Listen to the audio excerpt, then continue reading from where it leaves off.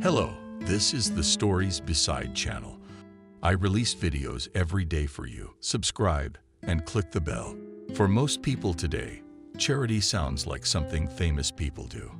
For Jenna, charity was a hobby, a way to find her place in life, and also just a necessity. In her free time after work and on weekends, she would go to charity sales. She was sure to buy some cheap books from grannies near the subway, constantly giving money to beggars. Her boyfriend David did not share her desire to save everyone. He was rather indifferent to Jenna's hobby and believed that in time it would pass. He constantly explained to her that money should not fall out of nowhere and that everyone is able to earn their own money. David was sure that any beggar, any bum could take his life into his own hands and become a successful man. This Sunday, Jenna went to the charity sale, as she had been doing since morning. She walked between rows of chaotically scattered items. One woman put homemade knitted sweaters right on the pavement. Another laid out books on a bench.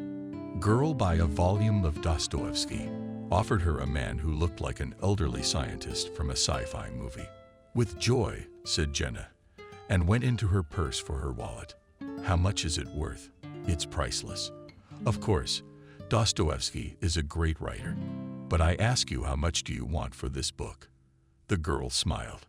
How much do you want? I only have $10 with me. That's enough. That's a lot for such a small book. The man gave her the purchase and took the money. What exactly are you fundraising for? We have our own little shelter for homeless dogs. In a very well-pitched voice, the older man answered her. My wife and I opened it, and now we have 10 guests. Last year, there were about 20, but we managed to give away half. Wow, how lucky. How many dogs found new owners and are now happily at home. That's the only reason I'm selling books here. My wife and I don't need much. We have our own vegetable garden. We don't need food or clothes. Here you go. Jenna handed the man another bill. You're doing a good deed. And surely you and your wife need something too. You don't have to spend all your money, all your energy, just on animals. Thank you. You're very kind. And let this book bring you luck. He packed Dostoevsky in a bag and handed it to Jenna. The girl walked to the end of the flea market and found to her annoyance that she had managed to spend all her cash. She would have liked to help anyone in need, and it was very frustrating to admit that now she didn't have that opportunity. As luck would have it, she was approached by a very nice elderly lady who was selling homemade mittens. Young lady, look at my brightly colored mittens. Very beautiful, Jenna nodded. I make them myself and sell them, and the proceeds sent to the fund for the elderly. It's a very good cause, and they don't cost anything. It's $5 a pair. That's a really good price for them. I would have given $20 for them, but I'm out of money for today. I'm so sorry. That's all right. Come back next time. Very disingenuously, the saleswoman said. Already walking out of the market, Jenna felt terrible. Even though she had managed to help the pet shelter, she still felt sorry for this poor old lady. Her kind hearts tried to help everyone, but it took her a long time to call home because her young man was probably already back and sitting there alone. She sped up her step to ignore the salesman distracting her from all sides. The airport was already announcing boarding for the flight to Chicago. Jenna helped her young man with his bags while he searched for his boarding pass. When all the paperwork was found, David took a seat on the iron seats next to his girlfriend. Everything is ready, relieved, he said. Are you too nervous? I don't fly on airplanes often enough to get used to all this craziness. There are so many people here. We found the check-in counter so far. I almost changed my mind about flying. How are you going to figure it out? You have your mom there. We should go see her. Where's my passport? Suddenly, David's got it. I have it in my hands. Jenna showed him the burgundy cover. I'll try to relax and enjoy the journey. Maybe I'll feel better on the plane when I land. Be sure to text me. I will be very worried. The girl stroked her young man's back affectionately. I don't trust. I'm all over this plane. Nonsense. Don't think about the bad things. But for your return, I will set a festive table.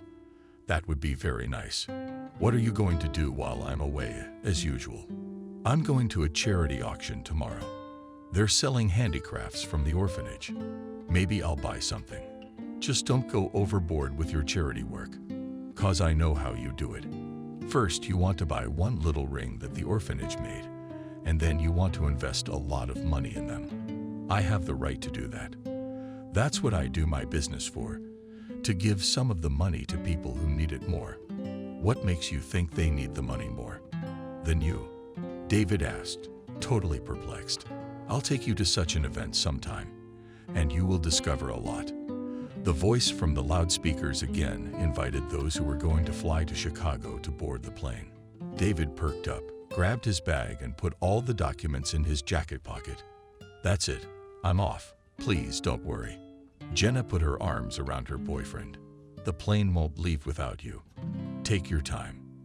Then how come there are passengers who buy a ticket in a hurry right before the flight? They missed the last one. Do you watch too many movies? Jenna laughed. Come on. Don't get bored here without me. David kissed her gently and went to the baggage inspection point. Jenna looked enviously after him. She would have liked to go somewhere too, but she had to stay home and mind her own business. She started it as a student. It seemed to her then that at most she could do it as a part-time job. But as time went on, more and more clients were paying more and more for consultations, and she accumulated a good amount of money in her account. At first, she was completely happy to work individually with each client, and when the number of clients increased, she had to open an office and hire additional staff. By now, her private psychological center had a staff of 10 people. In addition, she herself still conducted regular consultations. David always supported her and helped her in the most difficult times. It was thanks to him that the business was still alive and even thriving. The guy himself worked much less than his girlfriend. He was the head of a small sales department. When Jenna started making more money than him, at first, he didn't even know how to feel about it. He should have been happy for his beloved girlfriend, but he also had to worry about his own wealth. It took about a year before he realized that Jenna didn't expect any financial accomplishments from him, but only wanted him to be a kind and understanding man around her. As David passed through the metal detector and disappeared into the long corridors of the airport, Jenna sighed heavily and walked to the train station. She didn't drive a car and preferred to use public transportation. The train stopped at the train station. It was the terminal station, and all the passengers had to leave the cars. As Jenna passed the man sitting closest to the exit, she noticed that he was asleep. She lightly interrupted him by the shoulder and said affectionately to the man, "We have arrived," which the man did not immediately understand. "You fell asleep, and we have already arrived at the final station. Now everyone has to get out of the carriages." The man looked around perplexedly and suddenly came to his senses and fumbled for his belongings. "Thank you so much for waking me up. I'm on my way back from a business trip after a night trip. And you know, nothing terrible happens to everybody," said Jenna, helping the man to get up and walk to the exit. "You have very kind hearts. Thank you very much and goodbye." The man waved goodbye and disappeared into the crowd. Jenna mentally praised herself for the good deed. She really couldn't understand why all the other people just walked right past him. It seemed so naturally to her to help someone in need. With a great mood, she walked out of the train station building. The girl was suddenly called out to her by a man's voice. Jenna turned around, thinking it was the man from the train, something she had forgotten. But to her surprise, a homeless man in a very dirty jacket was standing next to her and holding out his hand. "How can I help you?" "Lend me some money," the man asked me very piteously. "I'm sorry, I don't have any cash." Jenna turned around and was about to go to the bus stop, but something stopped her. After thinking about it for a while, she came to the conclusion that she felt guilty about having to turn the man down. She looked around for an ATM to make a quick withdrawal, but saw none. Sighing heavily, she turned back to the homeless man. "I have a sandwich from yesterday," she said and pulled a bag of food out of her bag. "It'll be really good too. I haven't had a proper home-cooked meal in a long time." The homeless man was happy and snatched the bag from her hands. "I can't even imagine how it is that you live here right on the street and without any conveniences. In a situation like mine, convenience is the last thing on their mind," he said, and took a greedy bite of his sandwich. "Did something happen to you?" "Girl, no one just happens to be on the street. Everyone you see here would like to sleep in a warm bed tonight and eat dinner prepared by his wife, but they have to spend the night at the train station. It's very sad and unfair. What happened to you that you had to live on the street?" "Well, my life didn't work out from the very beginning. First, my mother started drinking heavily. Then when I was 6 years old, I was placed in an orphanage. I feel terrible for you," Jenna said very sincerely. "I don't really like the pity of others. It's just that that's the situation of life. I'm as human as anyone else around me, but they look down on me. Isn't that fair? No, they just can't put themselves in your place." "Oh, girl, I'm really young." "How young do I look?" Jenna looked at the bum's face and had a hard time figuring out his age. He had few wrinkles, but the skin around his eyes already gave off some worldly wisdom. His puffy face showed that he often abused the booze. "I'd give you about 45, the girl replied. "Wow, I usually get a little under 40. But how old are you really?" "I'm 33. I'm sorry if I offended you. I understand that in these conditions, it is impossible to look good." "You didn't offend me, you just upset me. Just a couple of years ago, I thought I still had it all ahead of me, and it could all end well. But now I realize with each passing day that maturity is coming, and very soon it will be replaced by old age. And what can I do about it? Everybody can do something with their life. Just don't give up," Jenna encouraged him. But she had little faith in her own words. "I'm a talented artist, I have no doubt." "Now you lied to me exactly. I can see it in your eyes. Do you want to finish talking to me as soon as possible and go about your business? I can understand that if I were you, I wouldn't want to talk to someone like me either. You misunderstood me." Jenna started to make excuses, but the man just waved his hand. "Go home. But your husband and children must be waiting for you." "You're mistaken. I am not married, and I have no children yet, and I am in no hurry today. So, can you do me a little favor?" "Of course," rejoiced Jenna. She wondered what the homeless man might ask of her. "Don't worry, I won't ask anything bad." As if he had read her mind, the homeless man reassured her. "I have recently had a little problem with his health, and in the clinic I am not allowed. I have an insurance policy, honestly. I can even show it to you. I believe you. So what's your problem?" "I don't feel comfortable telling a girl I don't know. You know, as much as I look like a man, I'm still a man. If you could take me to the clinic and help me talk to a doctor, you'd be a great help." "Of course. Come on then." There's a homeless man not far away who took the girl by the hand right now. And when else will I meet such a kind and understanding girl? Especially since you said yourself that you have no plans for today. It won't take more than 20 minutes. I promise you that. They walked a little way and stopped in front of the clinic. The man hesitantly let Jenna go forward. She went inside and immediately talked to the receptionist. "Hello, we need to see a therapist. What time do you need to make an appointment? We need one right now. I'm not sure if anyone's available right now. I need to check." The girl quickly looked something up on the computer and smiled kindly. "Yes, there's a free half-hour right now. What was your name?" Jenna turned to the homeless man. He walked quickly over to her. The girl at the front desk grudgingly grimaced. "Would you mind waiting outside?" the girl said to the homeless man. "He can't leave. He's the one who needs to see the doctor, not me." As calmly as possible, Jenna explained. "I don't think they'll accept him. We only accept people who have documentation." "I have it all right here," the homeless man said, and handed the girl a neatly folded piece of paper in a bag. She squeamishly took them and examined them. Among these documents was indeed a policy, so she had no reason to refuse him. Go to the second floor, room 21. It's immediately to the right. Thank you. Jenna thanked her cheerfully and helped her new acquaintance put on his shoe covers. The appointment did not last long because the doctor was also uncomfortable being in the same room with a bad-smelling homeless man. He prescribed him an ointment and advised him to take some tests. When he left the clinic, the man looked gratefully at Jenna. "Let me walk you home. You don't have to do that. It was my pleasure to help you.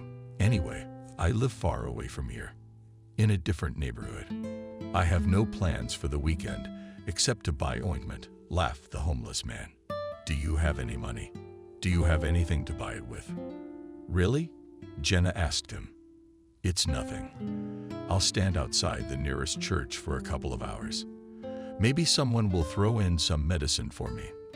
If I could help you, I definitely would. But I have all my money on my card, and there aren't any ATMs here. You've helped me so much already. I'm used to begging, so there's nothing wrong with that." "You know, that's not going to work," very firmly stated Jenna. "We're going to go back to my house together. I'll feed you a warm home-cooked meal, and I'll buy you this ointment on the way. What kind of holiday is this today?" The homeless man's eyes shone with happiness, and he looked 10 years younger. "What's a holiday for you is everyday life for other people. Let's go to the bus." At first, the man was very insecure on the bus because everyone around him was shying away from him. But in time, he relaxed. After all, standing next to him was such a beautiful girl that he hadn't seen in years since he had become homeless. Jenna hesitated before entering the entryway behind her new acquaintance. He noticed that and grinned to himself. "You don't have to do that," he said. "I don't find it difficult at all. I can see that you have doubts. No, helping other people is very important to me." She opened the door of the entryway, went up to the second floor, and entered her apartment. This was the apartment Jenna had bought on her own with the income from her business. Her parents were from a small town and didn't understand the beauty of living in New York. She was never able to move them to the capital. After all, they liked to live where the rhythm was calmer. But for herself, she clearly decided that as soon as she moved to New York, she would immediately start saving for her own real estate. In those years, buying an apartment was almost an unattainable dream for her. She wasn't sure if she could do it or not. Over time, her business grew and her profits became quite serious. Buying an apartment became a matter of time. She did the renovation herself, without using a designer. Jenna had great taste and the ability to order furniture from abroad and from the best craftsmen. When a homeless man walked into her apartment, he immediately assessed the furnishings. "You live magnificently," he said. "Thank you. You can take off your street clothes here and go to the bathroom. If you need to, that would be just fine. I haven't showered in years. How can you live like this? It's very hard to find a body of water in the winter. In summer, I like to wash almost every day. And when it's cold, I don't want to go in the water. And to dry my wet clothes is a whole problem. And I didn't think how hard life is for you." Jenna flashed her arms. "It's nothing about people like me and our lives in general that people rarely think about. I'm going to go to the bathroom, but I won't be long." Jenna handed him a towel and picked up his dirty clothes. They smelled disgusting. The girl didn't dare put them in the washing machine. She didn't want a few more washes later. Her underwear would have the same scent. On her shirts, she saw some buttons torn off, so she decided to look for similar ones at home. When the homeless man came out of the bathroom, she had already sewn on his buttons. Was it the corkscrew that made the holes in the sleeves? How nice to bathe in warm water. Blissfully stretched out the man. With a little steam. "I have just subdued you a little of your things. Perhaps some of my young man's clothes would suit you. I'll be right back." Jenna opened the closet and found a lot of things David no longer wore and had probably forgotten about them. If she gave them to this poor man, the guy wouldn't even notice. She looked through the bag lying in the corner. It contained an old tracksuit, some t-shirts, and very old sneakers. "Maybe some of these would do you good." He's got a real treasure. What size are you? I don't know myself. Try these sweatpants, and he had some kind of sweater.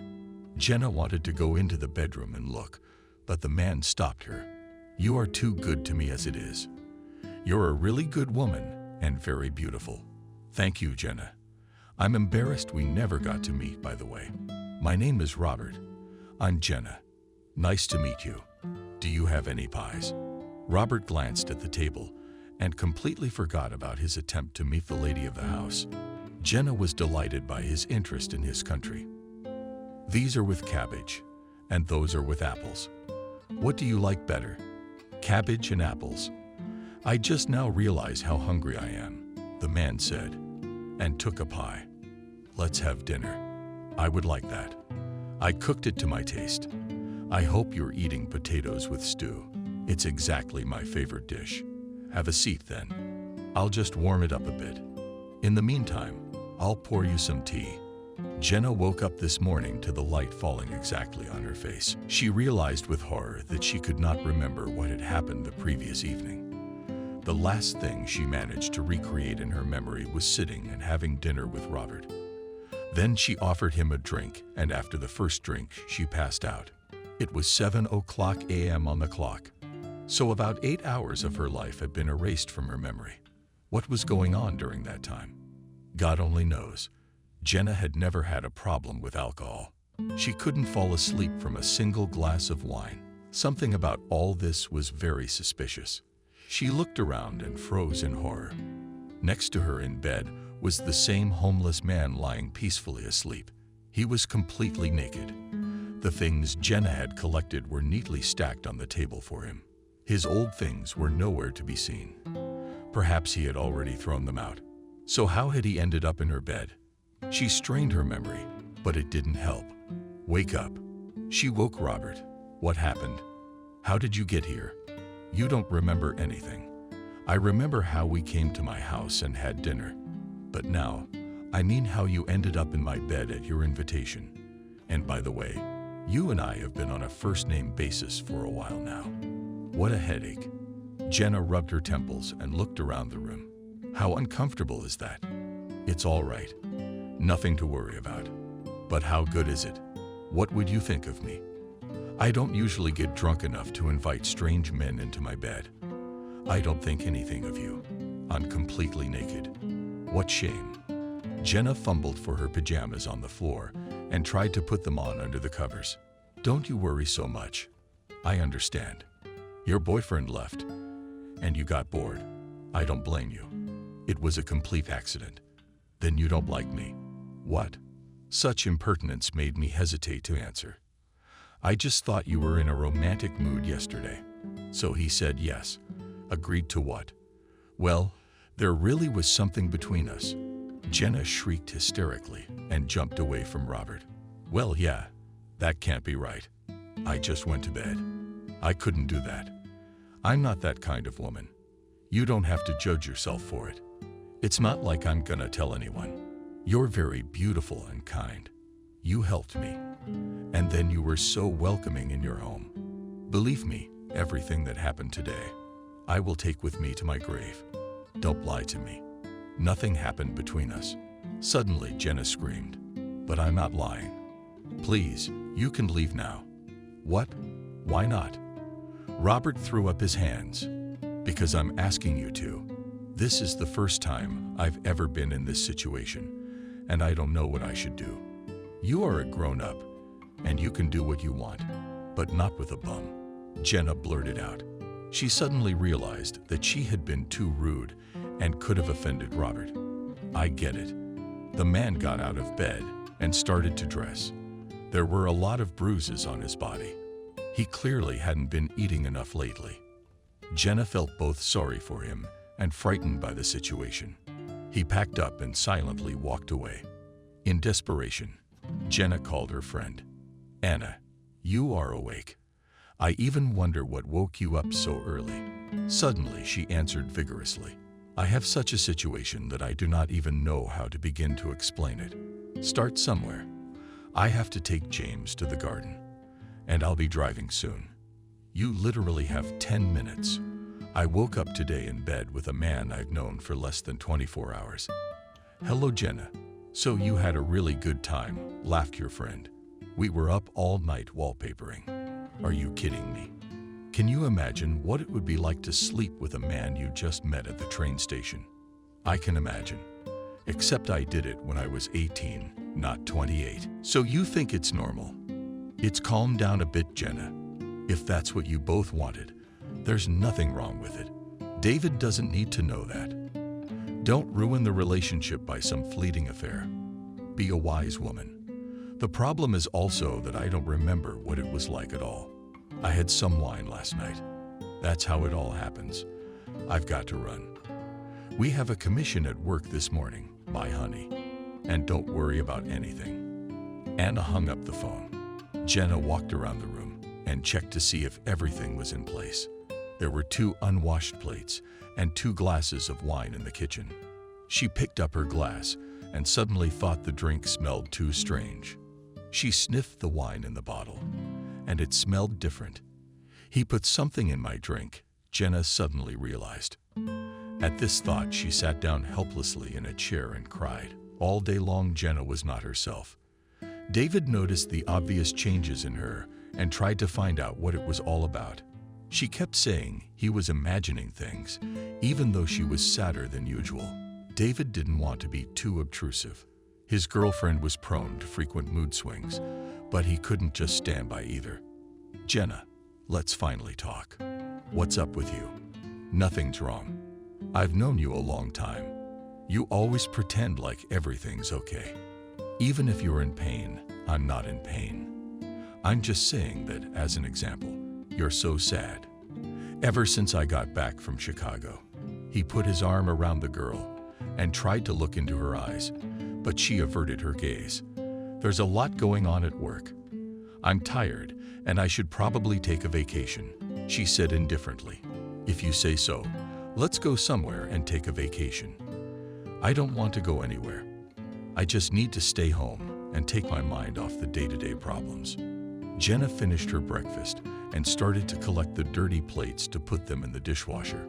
The girl no longer had the strength to endure and hide her problem.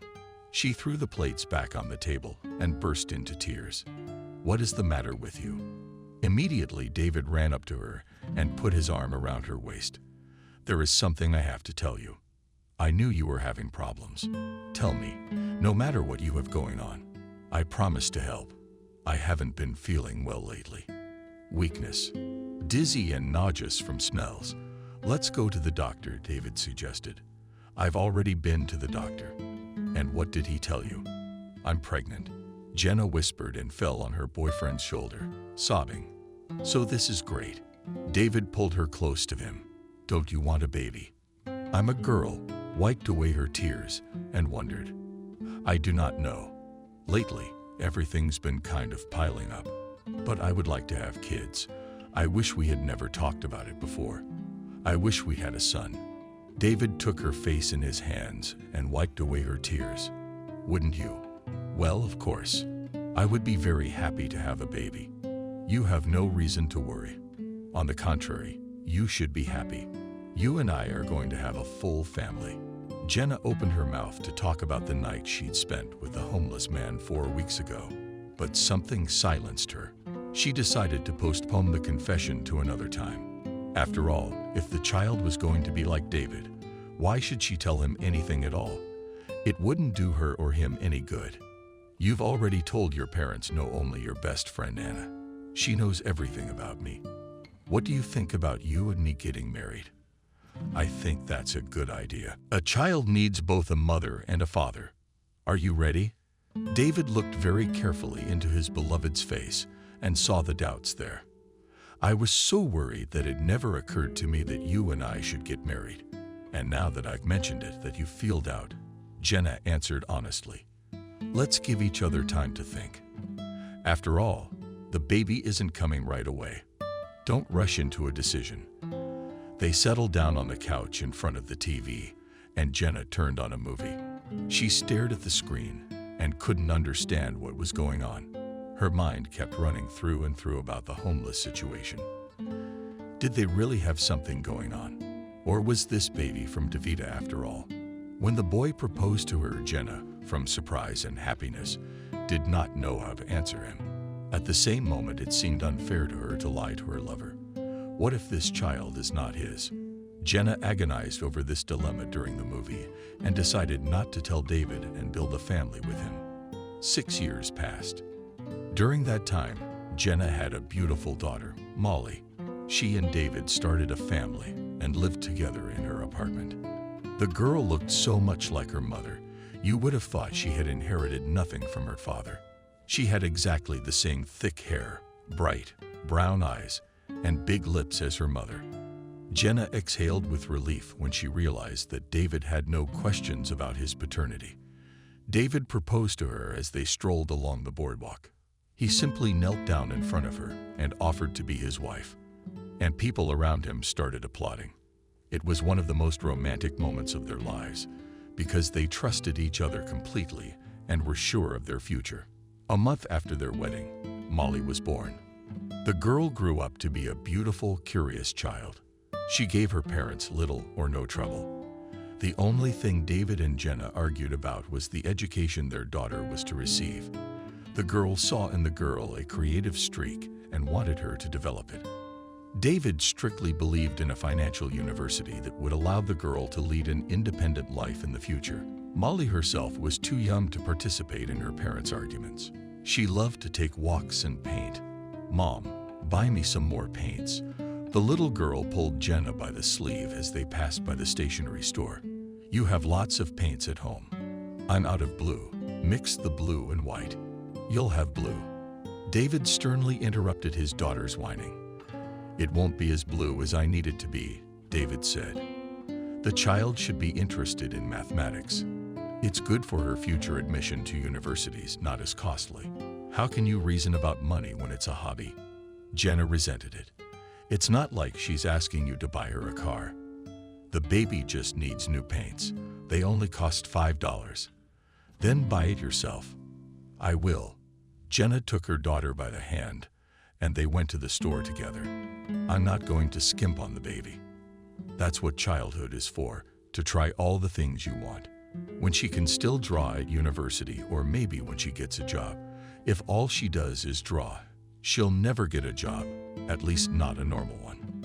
David turned away resentfully and started looking at art books. Molly did draw a lot, and in kindergarten her work was even on display. Her father didn't pay any attention to it. Little did he know it was on display at the children's art show. You can't do anything consciously at that age yet.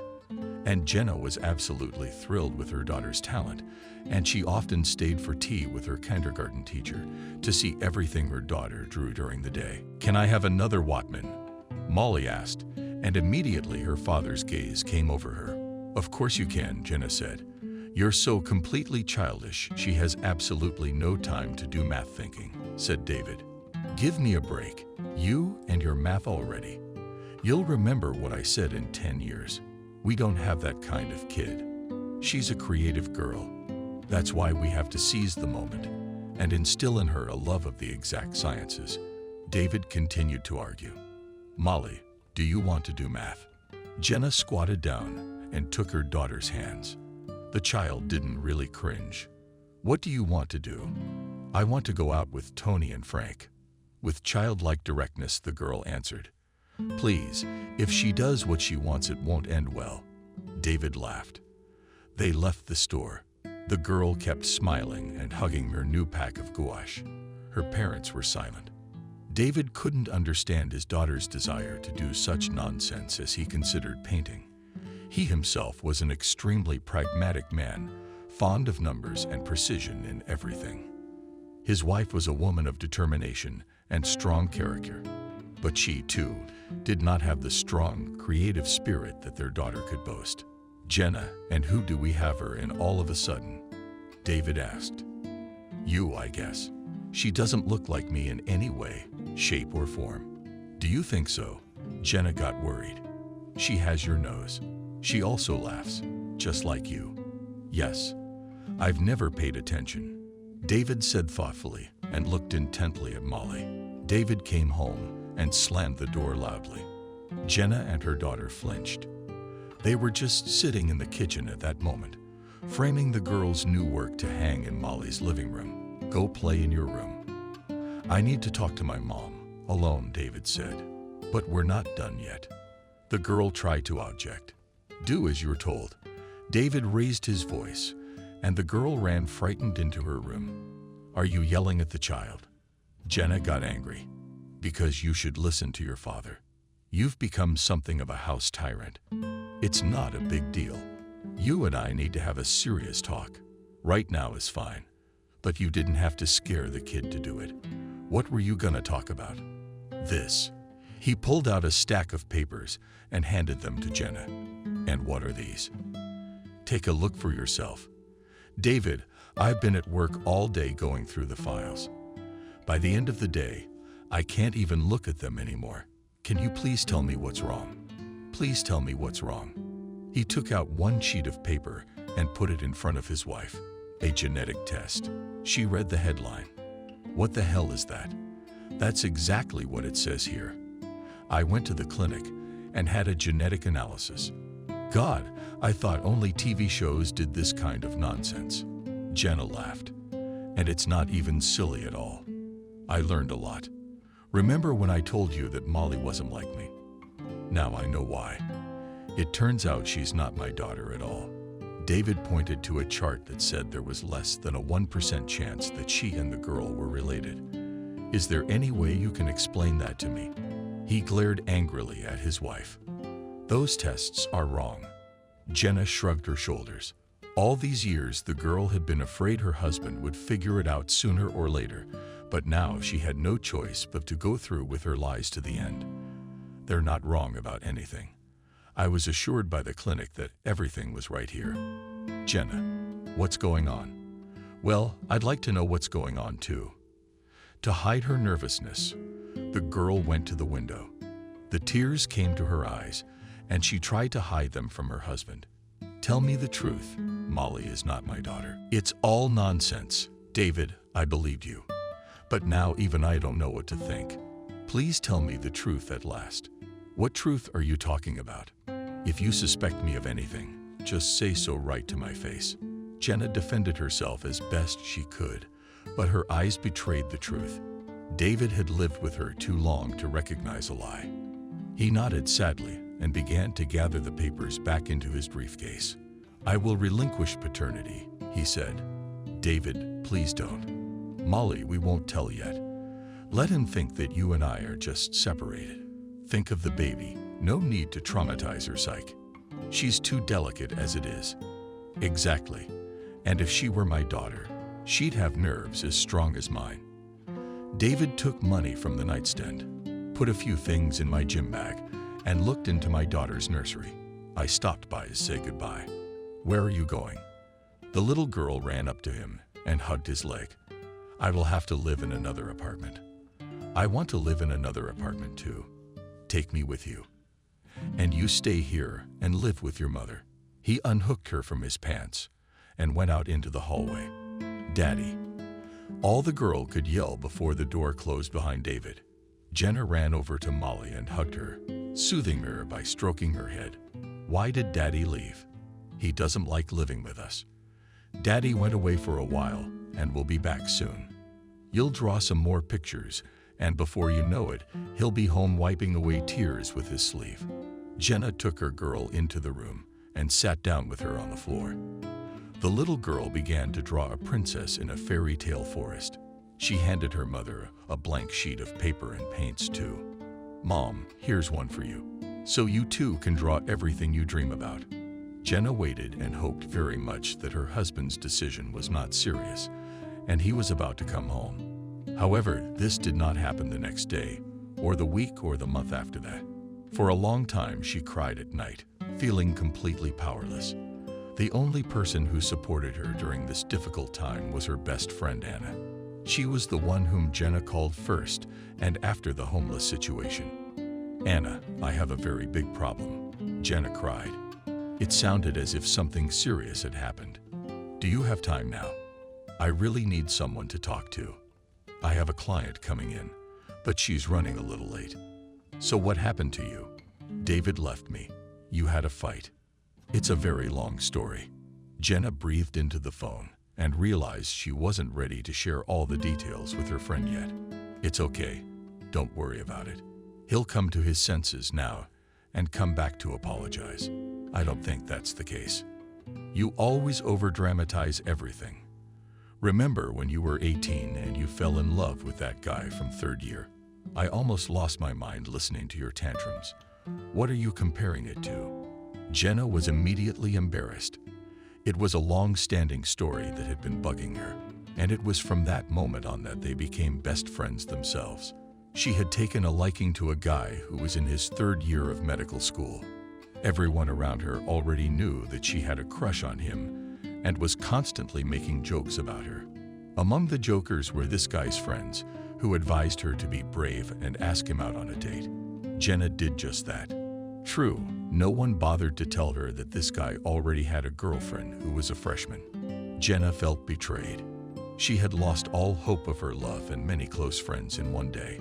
She was hurt that even her classmates knew about this girl, but still approved of her idea to ask him out.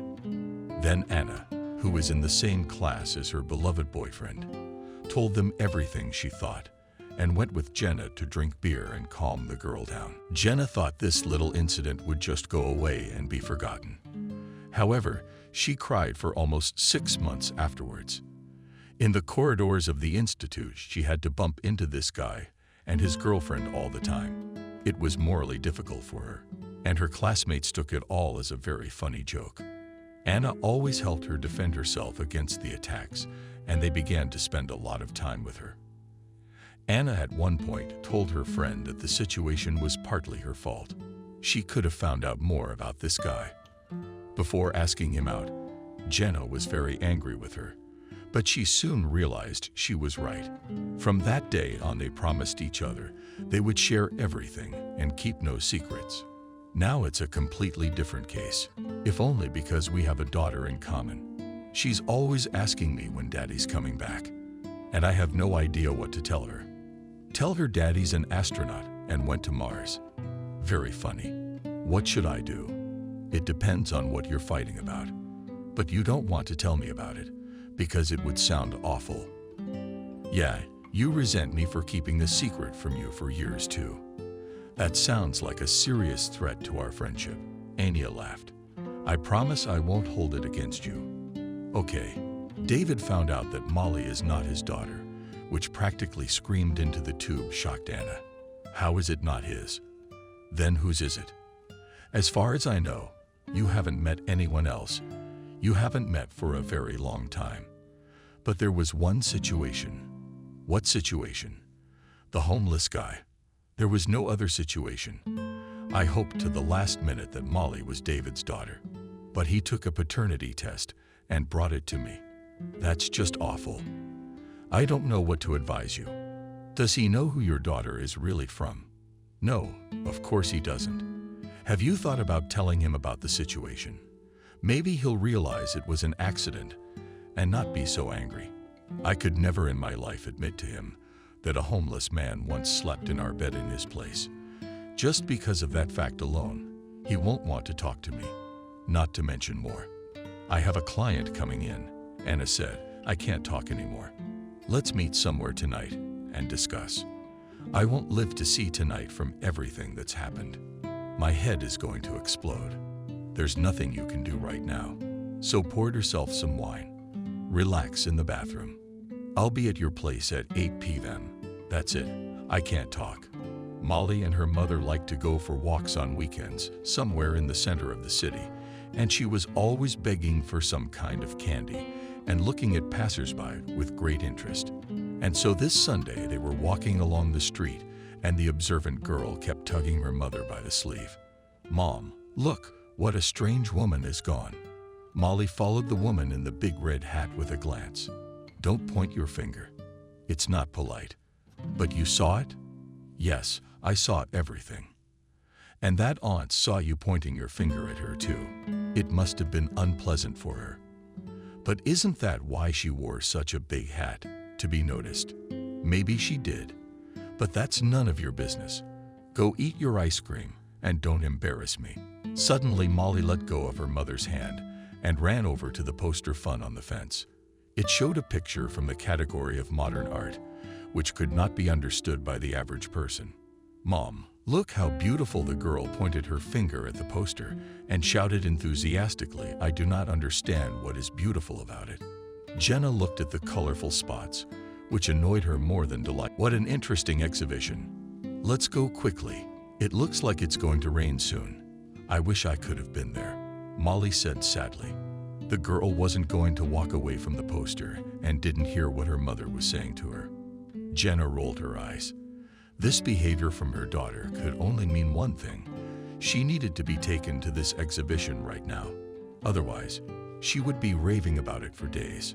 "Jenna, I read the poster carefully and used the navigator to find the address."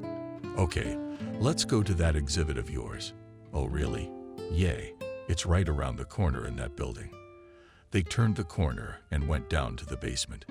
Jenna, it was obvious that a good artist wouldn't put on an exhibition in such a space, so she promised herself she wouldn't spend more than 10 minutes here and immediately take her daughter home. Molly, on the other hand, as soon as she saw some paintings at the entrance, was jumping with delight. "How beautiful it is! I wish I could paint like that," she cried out. "You're a much better painter, even now.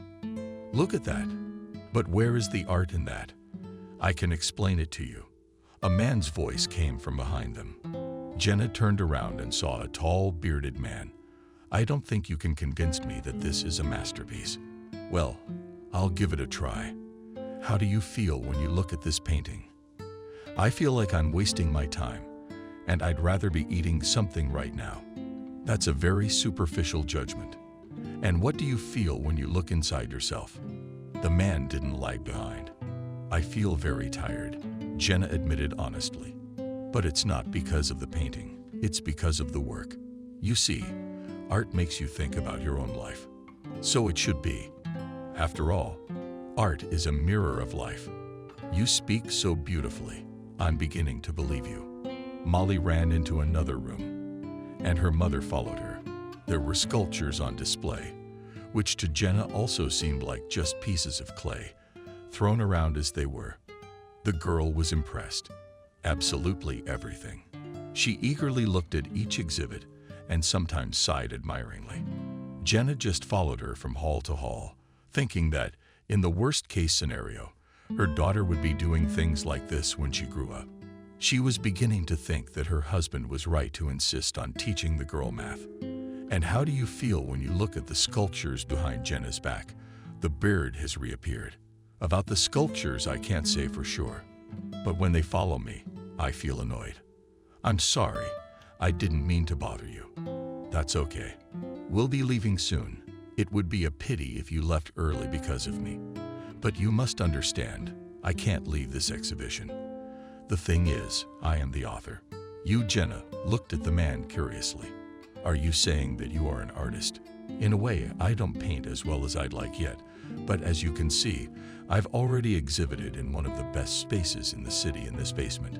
"Well, now you've given yourself away. It's clear to me now that you don't know anything about contemporary art. I can see that your daughter, my exhibition, is very impressed, as narcissistic as it sounds, but you have a growing child with good taste. She likes everything. She's still little." Molly looked at her mother resentfully. "You shouldn't say that about her. Talent and taste come from childhood. You either have it or you don't. It's just like beauty in your case. It comes from nature. But if you didn't have it, nothing could help you." "Thank you for the compliment. And you know what? I'm going to take you both out to dinner." "Thank you. But we were just about to go home to eat there, as politely as possible," Jenna said. "After dinner, I could invite you to my apartment and show you my newest work." "That's no use at all," Jenna said firmly. But Molly started tugging at her skirt. "Mom, I want to see more pictures." "No, we're not going to my uncle's house. I'm not crazy enough to drive across town to who knows where, to see a man I've never seen before in my life. You don't have to go all the way across town. I live right over there in that 3-story house. You live right downtown. right in Times Square. I didn't realize artists made so much money. You're right. A rich artist is rare, but my work is much appreciated by collectors of contemporary art. So I can afford something. Let's go and see. Looking at Jenna with big eyes, insisted her daughter. Okay, you both talked me into it. Just for a little while. Don't worry, I don't have any intentions about you, except to buy you a coffee and show you the pictures. The man warned me that he would be leaving the exhibition for a while. Several visitors recognized him on his way out. They had to stay a bit longer so that the artist could sign autographs and take pictures with his admirers. The man's home was very comfortable. The view from the window was beautiful. His own paintings hung on the walls and all the furniture was handmade. Jenna admired the large 3-room apartment in the center of the city. Perhaps fate had set her up with the perfect man. He turned out to be well-mannered. He knew a lot and was well-versed in art. And Molly listened to his stories about painting with her mouth open. The man offered to give them a tour of his apartment. This is the picture I painted when I first saw the sea in winter. But it doesn't look like the sea at all. Jenna shrugged her shoulders. And I didn't say that it depicts the sea. It represents my emotions about the sea. How hard it is to figure it all out.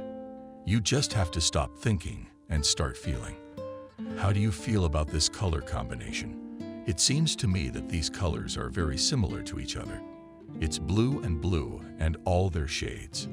Again, you misunderstood me. You don't have to think, you have to feel. I don't know what I feel. Understanding art requires a discreet eye.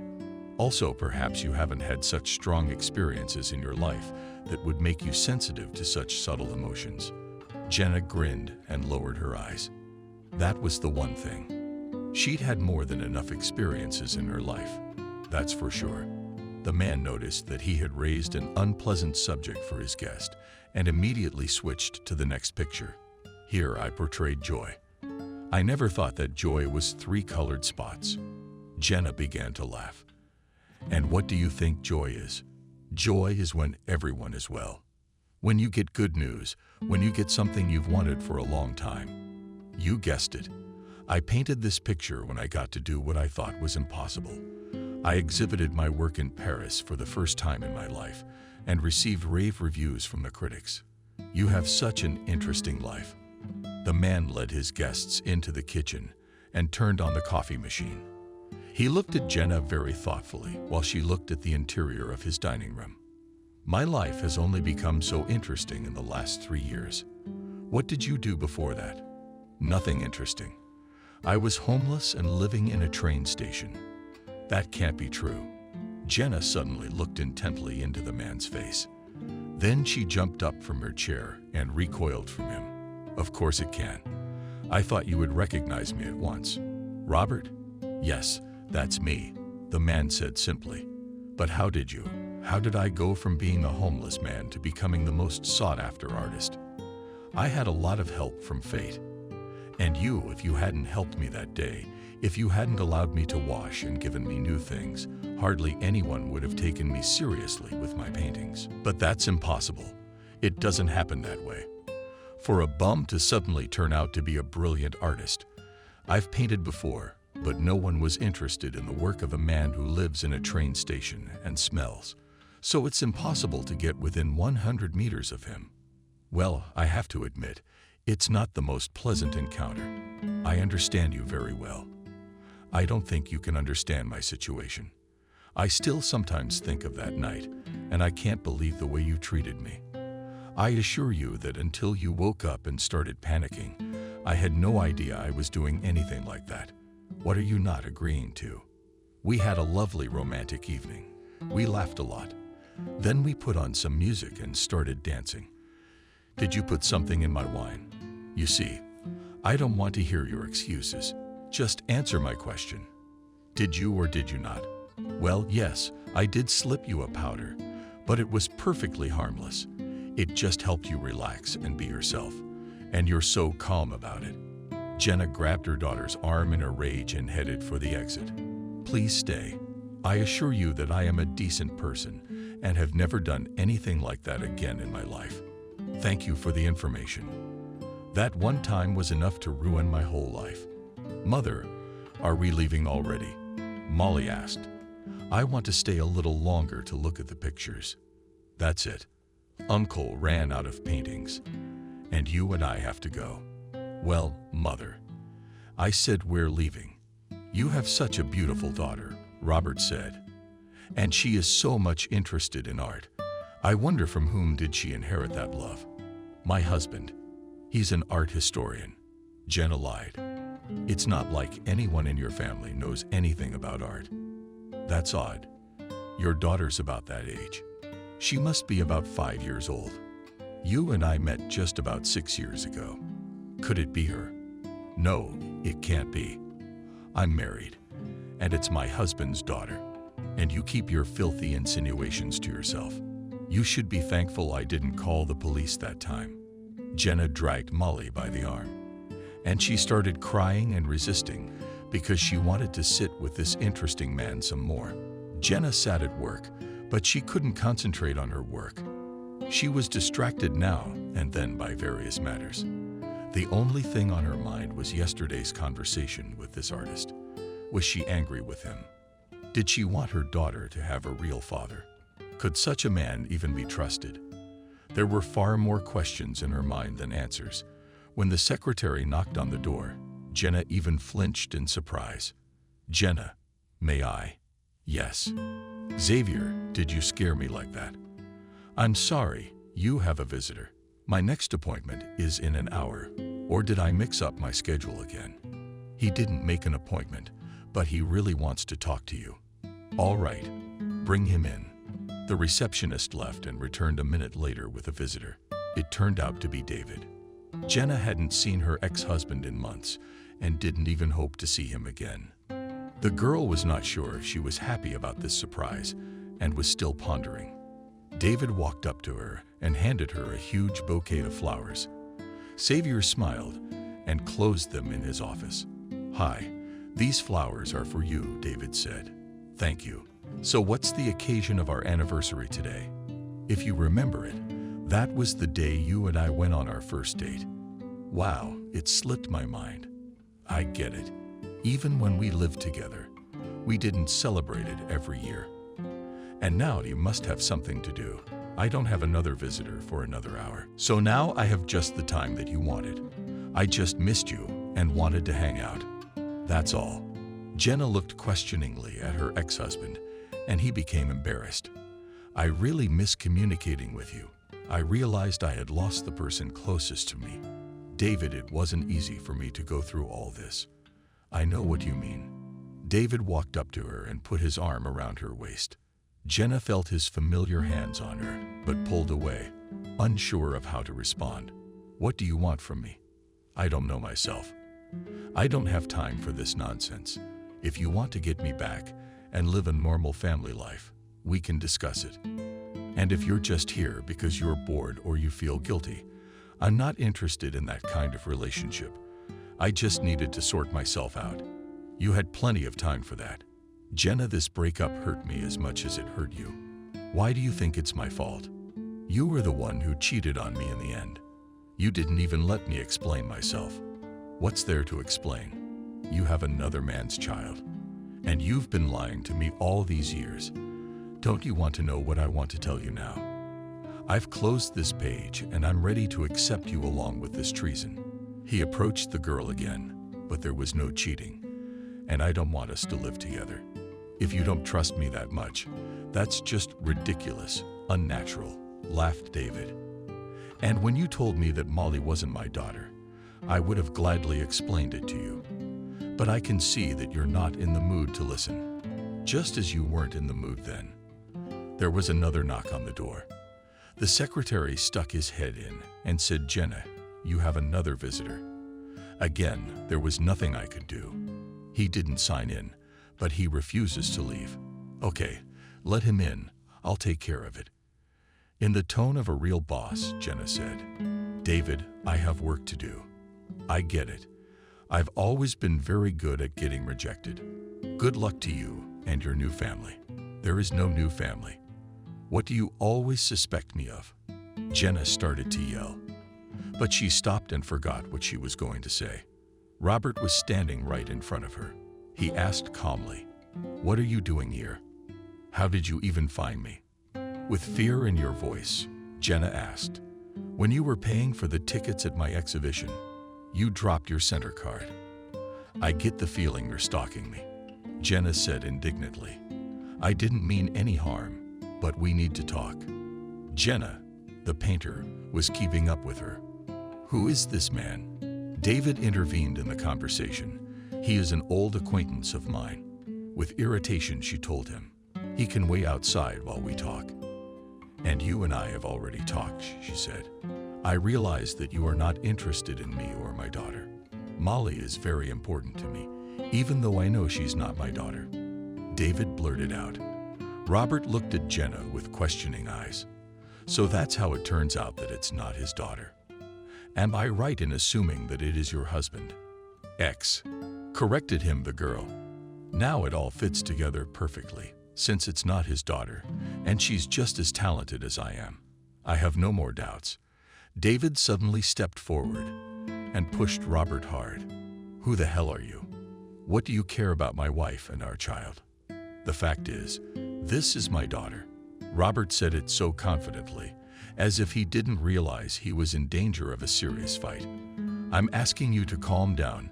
Jenna sat down in her boss's chair and covered her face with her hands. "David, I understand that you feel guilty and want our relationship back. I've been thinking about it myself for a long time, but I've come to the conclusion that I don't want it." "What do you mean you don't want it?" David, out of surprise, even let go of his rival and sat down on the chair too. "Imagine, I have the pride to keep you back. As for you, Robert, how low have you done to me? Doesn't give you any chance of forgiveness. I can never live with you and be your wife. I am very good to you." Robert began, but Jenna gestured for him to shut up. "Robert, please let me speak. I've lived between two fires for too long, and now I know what I want. A real father for my daughter, maybe." With a sneer, the artist asked, knowing where Jenna was going with this. "That would be wonderful. I would love for my daughter to meet her real father, but that will never happen. My daughter will always be sure that her father is David and her talent is God-given. I don't want to spoil my child's life and make her worry about it." "In that case, which one of us would you choose?" "No one." Very calmly, she answered. "Don't be ridiculous. You want a husband and a father for your daughter." "This is no time to show your pride," David said. "But I mean it. Get out of here, both of you." She got up, went to the door and opened it. "But I love you," almost in a whisper, David said. "No, you don't love me. Do you get bored? Or do you suddenly remember how comfortable it was to live with me in my apartment? But even in our best years, I didn't feel loved. Go away, both of you. I choose to be alone with my daughter. I will give her everything she needs on her own." The men looked at each other. The secretary looked into the office and reminded Jenna that her meeting was coming up in a few minutes. "Jenna, the sponsors are here. Are you ready to see them?" "Yes, tell them they can come in." "These two men are on their way out. Help them find their way out." David and Robert reluctantly left Jenna's office. She had several business meetings ahead of her today, which, if successful, could expand her business considerably, and that gave her confidence that she could handle all of life's difficulties on her own.